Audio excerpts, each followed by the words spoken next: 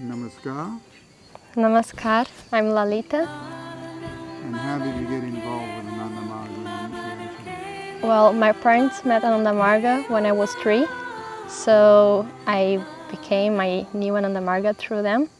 But after some years, I was already a little bit older. I was around 11, 12, and I was hearing so many people telling different stories about how they became Margis, cool stories, adventures. And I thought I don't have stories like these ones, but I will decide by myself right now that I will be a Margi and I will follow this path. And where was this? When? Where? We were already living in Ananda Kirtana, a monastery in Brazil. Okay. So, I know you haven't met Baba physically, but tell us about experiences you've had with Baba.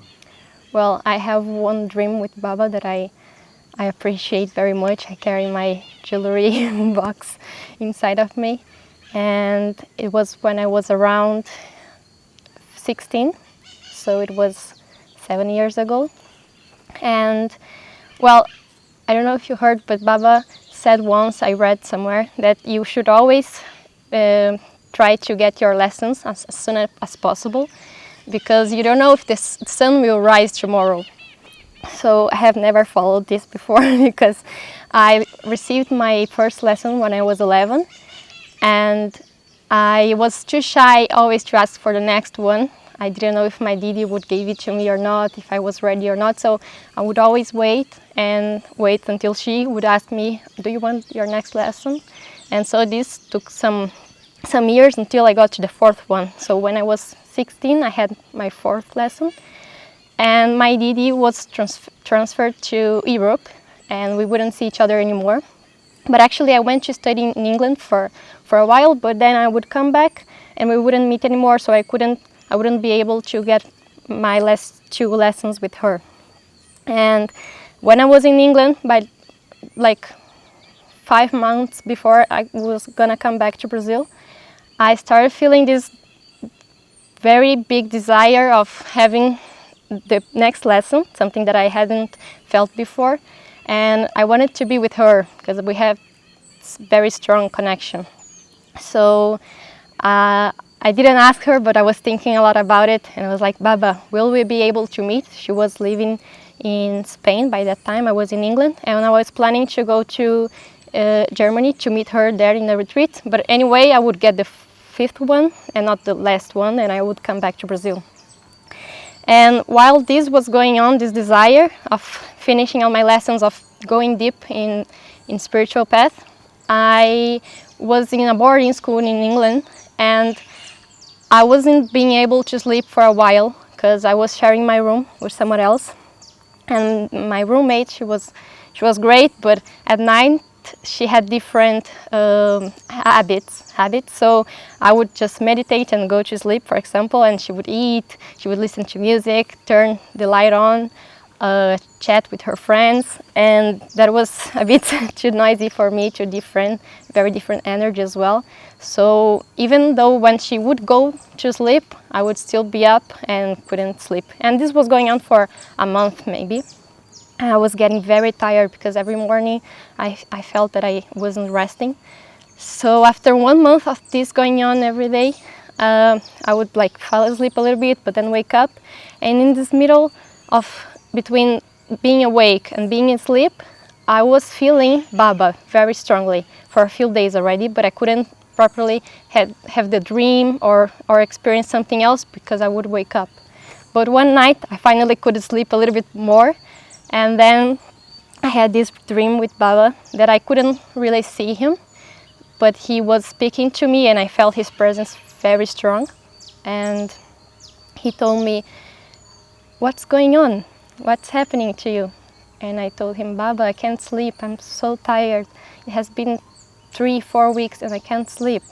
And he said, you can't sleep, but why don't you do your 5th lesson to fall asleep better, to relax more? And I said, but Baba, I don't have my 5th lesson. And it was like a voice. It was all around me, like was holding me, and it was also inside of me somehow. And I was feeling what he was saying, more than hearing, more than seeing and having a chat. It was more like something from inside and to the outside.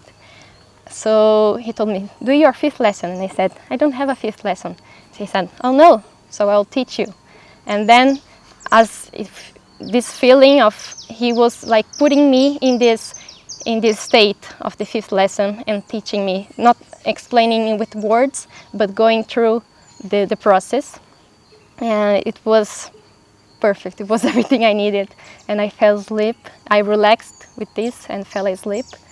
And I practiced this every night for over a month maybe, but I wasn't sure if it was in fact the fifth lesson or not. It was a dream and I wasn't really sure. So when I finally met my Didi in Germany, in Madukaruna, in a retreat, I asked for her for reviewing my lessons and if we could sit down and talk about it, the other ones.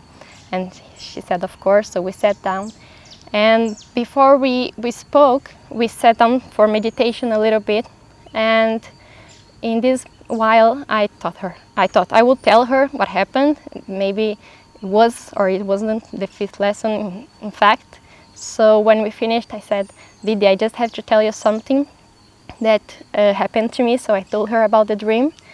And she said, wow, indeed, that's the fifth lesson. And then I was even more impressed, like, wow, I received my fifth lesson somehow from Baba. But then she just made some adjustments that, well, so that I could do it better, some written adjustments. And she said, that's very interesting, because just now, while we were meditating before speaking, I felt like my intuition, or as if Baba was telling me somehow that I should give you your sixth lesson. And that was everything I asked for. So I fell asleep better during the days I was in my boarding school, and then I left Europe receiving all my lessons from, well, Baba and my Didi somehow, and I came back and it was just what I had asked Baba for. So I was very glad, and it was a beautiful experience. I have a big care about the fifth lesson. It's special for me because of that. And in this retreat, I remember that I practiced the fifth lesson a lot, because she said, before I give you the sixth one, please practice a little bit more during these 3 days, and then we can talk about the sixth. And that was it. All right, beautiful. So what are you doing now with Ananda Marga? I was studying international relations. I just graduated, so I came back to live in the Master Unit for a while, and I'm very much in love with Prout, and I want to work with it. I studied politics, so I want to somehow combine both of them. But that's a plan for the future. And nowadays we live here, we try to do group studies about Ananda Marga. We organize events and retreats here in the Master Unit, and for now that's what's going on in my life. Thank you very much. Namaskar. Thank you. Marita. Namaskar.